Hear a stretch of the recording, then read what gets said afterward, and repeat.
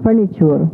So, itong shifting ng focus sa furniture industry ng Quirino from the hardwood species na mahirap na hindi naman ho pwede i-harvest ngayon, pero itong mga Jimelina, ito po ay renewable. Madali po siyang i-replace. Plantation type na sabi nga ninyo, parang garden, pwede ho siyang maging good quality furniture. At maalagaan natin ang gubat. At maalagaan natin ang gubat. Mas importante yung focus na yun. Tama kayo doon. Yan po ang tungkulin ng Bayang Quirino. It has to be a vanguard in the doorsteps of protecting the forest.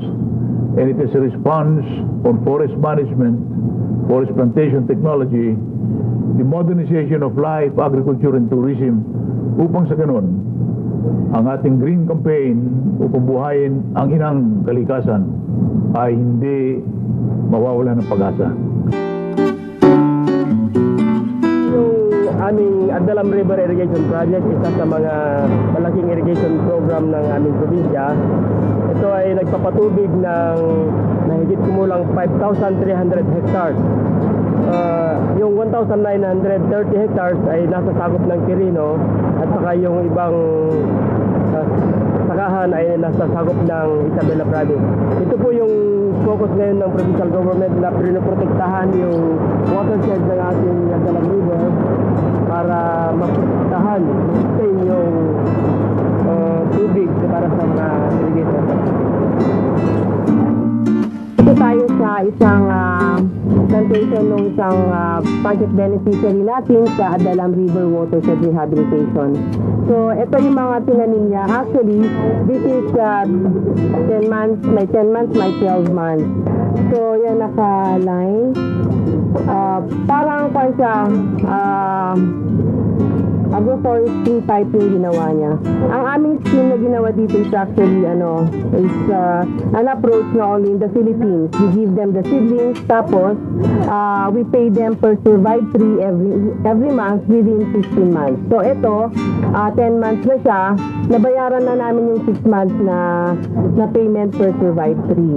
So meron pa siyang 9 months na mababayaran. Kami po yung nagpapasalamat sa aming butihing governor sa binigay na sa amin na project. Gaya nito pagkatanim ng kakao, bamboo at saka coffee. Ito po isang magandang proyekto na ibinigay sa amin ng aming butihing governor para ang aming mga kabarangay ay may pagkakakitaan. Hindi namin sila nire-require na magpuputol ng kahoy at ipapalit yung coffee sa kakao. Itong example na to, ito, in-enrich nila yung area. Dinagdagan nila yung vegetative cover niya, so nilagay nila sa loob. And then, pag magpaproduce na ng bunga nito, itong mga coffee nila, hindi na nila pwedeng putulin itong mga kahoy kasi wala nang shade yung kanilang crop. Kasi itong mga crops na ito, kailangan nila na party shade. Ang problema lang kasi namin ngayon, ang challenges na tinitignan namin is itong mga pests and diseases. So that's why, ang ginagawa namin ngayon, actually is nagka-crop mapping kami. We are trying to map out lahat yung mga tinanim ng mga beneficiaries namin kasi marami kaming mga issues na i-solve like yung mga sakit, gano'n. And then, sa kakao talaga, itong mga sakit ng kakao, yung gusto namin i-address.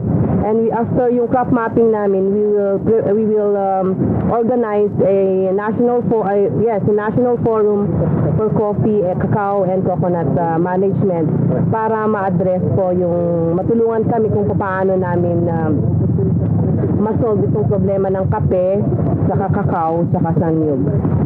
Gusto kong pagsamantalahin itong pagkakataon na po na ito na pasalamatan po ang ating gobernador sa pagbibigay sa atin ng magandang kabuhayan at mga seedlings na ito. Nakikita natin kakao, bamboo, coffee.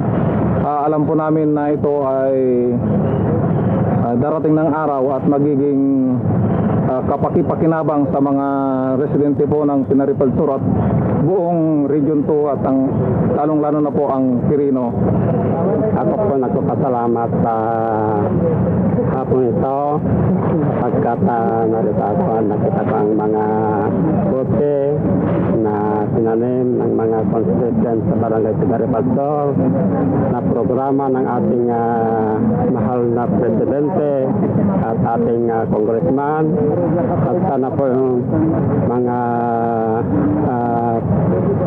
kaping ito at iba pang naitanim sana ay maalagahan upang sa ganon ay magiging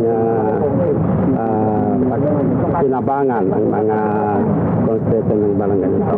Salamat, Gob. Tingkod mga project mo. Kape, kadakakaw, bayo. Gob, tingkod mga project si Gobyerno. At before, problema po namin ang basura sa palengke.